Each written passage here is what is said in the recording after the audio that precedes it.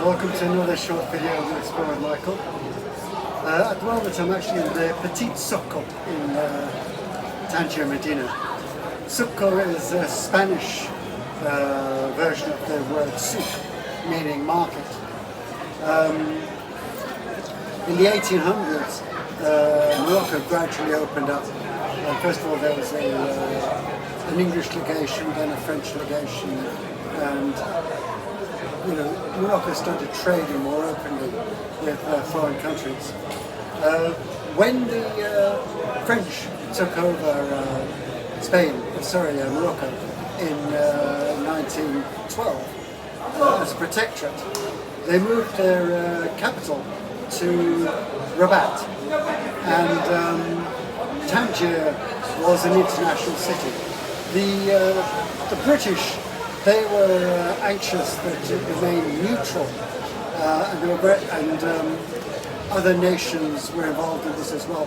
And in fact, in 1923, the Tangiers Protocol took place.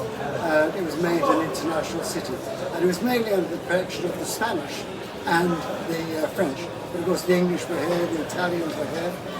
The Italians predominantly gave the best parties, apparently, and the British busied themselves with social structure and horticulture, really looking after their gardens.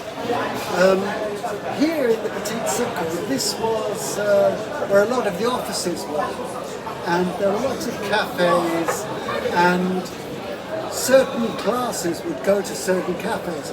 We're in the Cafe Fuentes, which was the writers and the journalists cafe, although it's actually named after a French artist. The Central was for diplomats, the Tangiers was for artists, the De La Poste was for lawyers and bankers, because as I said, all of their offices were around here. During the war, of course, the Vichy French were in charge here, and the Germans asked them to bring the Moroccan Jews out of Morocco to be dealt with in Germany and other places. But the King of Morocco, he adamantly refused. So Moroccan Jews were safe, thank God. Also, actually, during that period, one of the things that the British had actually brought to Morocco was ration, and that was tea. The English had actually traded with the Moroccans, and they introduced tea. And actually the elaborate pots that the Moroccans had, they were actually manufactured in Manchester.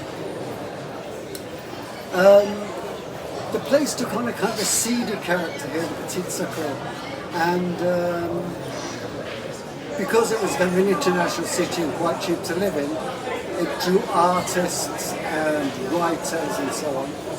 And also there was a lot of vice here, particularly homosexual vice.